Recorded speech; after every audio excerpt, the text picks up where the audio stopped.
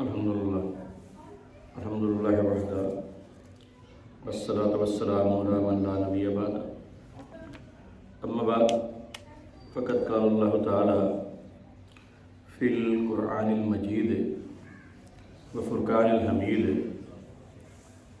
وبرہان الرشید وارشاد العظیم اعوذ باللہ من الشیطان الرجیم بسم اللہ الرحمن الرحیم ان المتقین فی جنات ونہر فی مقعد صدق عند ملیک مقتدر بسم اللہ الرحمن الرحیم الرحمن علم القرآن خلق الانسان علمہ البیان صدق اللہ العظیم۔ سورہ قمر کی آخری دو آیات اور سورہ رحمان کی پہلی چار آیات۔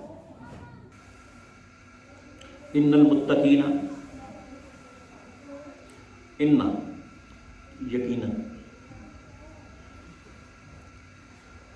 متقین جو متقی ہیں، تقوی والے، فی جنات و نہر، وہ کہاں پہ ہوں گے؟ ایسی جنتوں میں، ایسے باغوں میں جہاں نہریں بہہ رہی ہوں گی۔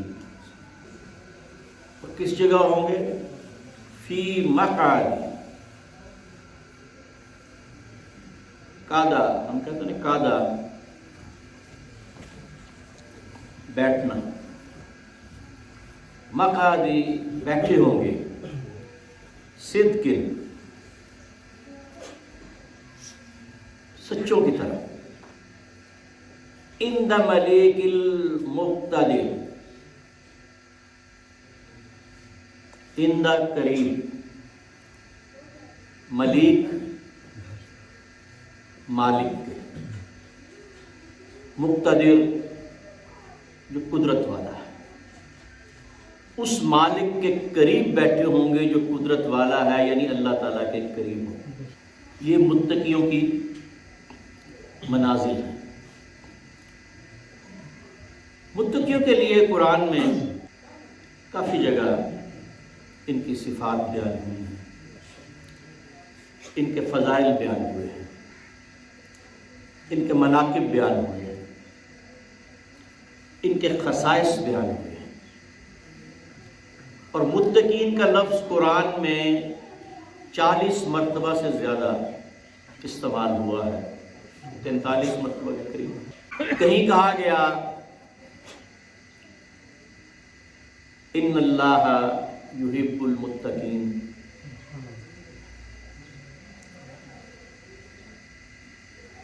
کہیں کہا گیا ان اللہ مع المتقین، کہیں کہا گیا ان المتقین فی جنات وعیون، کہیں کہا گیا ان المتقین فی جنات ونعیم، کہیں کہا گیا ان المتقین فی جنات ونہر، کہیں کہا گیا واللہ ولی المتقین۔ متقیوں کے لیے قرآن نے وعدہ کیا ہوا ہے۔ جو متقیوں کے لیے قرآن کا وعدہ کیا ہے کہ میں ان کو ہدایت دوں گا، سیدھے راستے، میں ان کو اپنے قریب رکھوں گا، میں ان کو اپنا ذکر دوں گا، میں ان سے محبت کروں گا، میں ان کا حق ادا کروں گا۔ وہ میرے پاس جنت میں ہوں گے اور میرے عرش کے نیچے میرے قریب ہوں گے، اور میں گارنٹی دیتا ہوں ان کی کامیابی کی۔ اور ایسے مقام پہ ہوں گے جب ہر آدمی پریشان ہوگا، وہ مقام آمین پر ہوں گے، امن والی جگہ پر۔ اب متقی ہوتا کیا ہے؟ کہتے کسے؟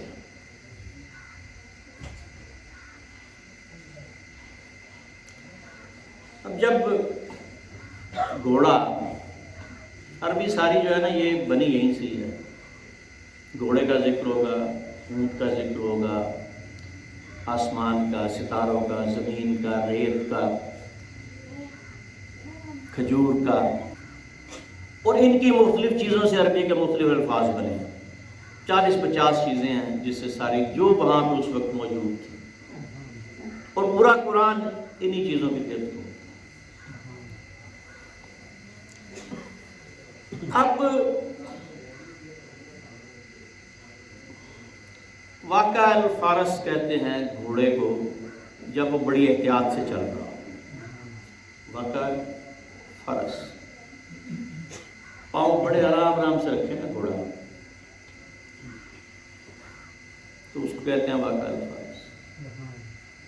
اب وہ زخمی ہے تب بھی پاؤں آرام سے رکھے گا، اس کو درد ہے تب بھی پاؤں آرام سے رکھے گا، زمین سخت ہے تب بھی پاؤں آرام سے رکھے گا۔ اس احتیاط کو کاف کہتے ہیں، بچانا۔ ہم کہتے ہیں نا واقینا عذاب النار، وا اور کی بچا نہ ہمیں عذاب النار، نار کے، جہنم کے عذاب سے۔ تو صرف جو قاف بڑا ہے نا، اصل یہ متقین کا مادہ وہ ہے، بچانا، احتیاط کرنا، بچنا اور بچانا۔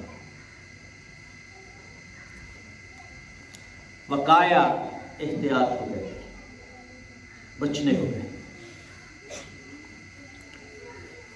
اب جو اپنے آپ کو بچائے کہ کوئی اللہ تعالیٰ کے حکم سے سرتابی نہ ہو، بچا بچا کے قدم رکھے دنیا میں،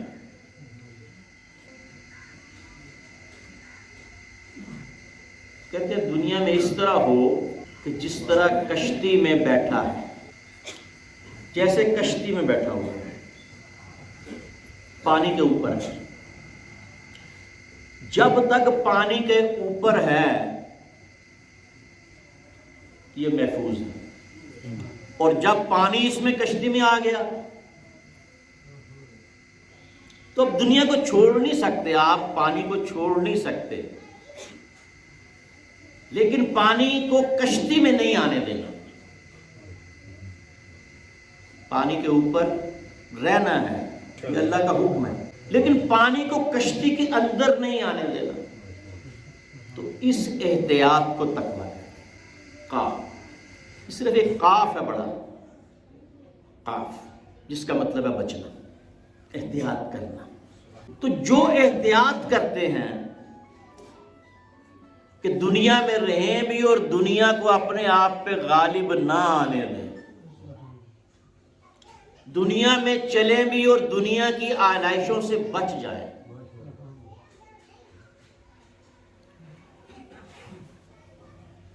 ان لوگوں کو متقی کہا جاتا ہے۔ اگر ایک سیب کھا لیا نا غوث ثقلین کے والد گرامی نے، تو 12 سال تک اس سیب کھانے کی سزا بھگتی،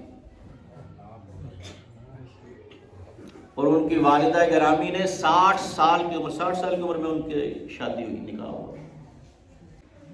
جب ان کی عمر 61 سال تھی تب غوث پاک پیدا ہوئے۔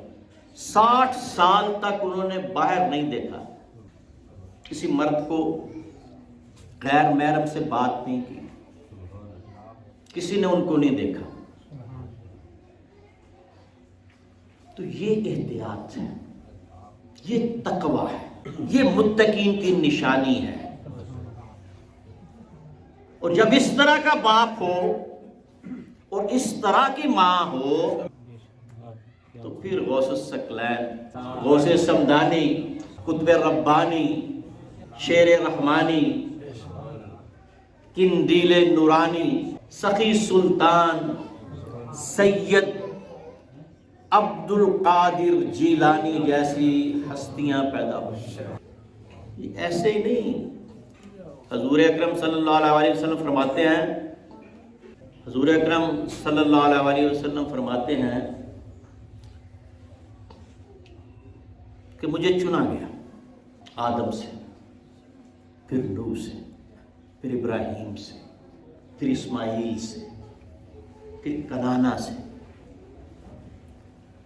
پھر ہاشم سے، پھر عبد المطلب سے۔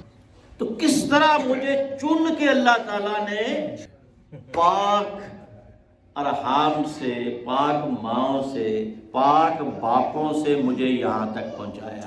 یہ سید الثقلین ہے، نبی الحرمین ہے، امام القبلتین ہے، وسیلتنا فی الدارین ہے، صاحب کعبہ قوسین ہے، محبوب رب المشرقین و رب المغربین اور جد الحسن والحسین۔ اس طرح حضور پاک صلی اللہ علیہ وسلم کو چنا گیا، اور اس طرح غوث الثقلین کو چنا گیا۔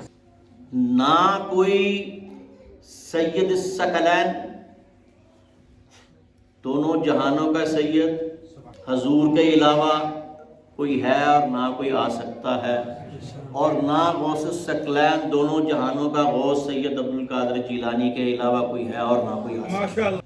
یہ ایک ہی ہے۔ حضور نبوت میں،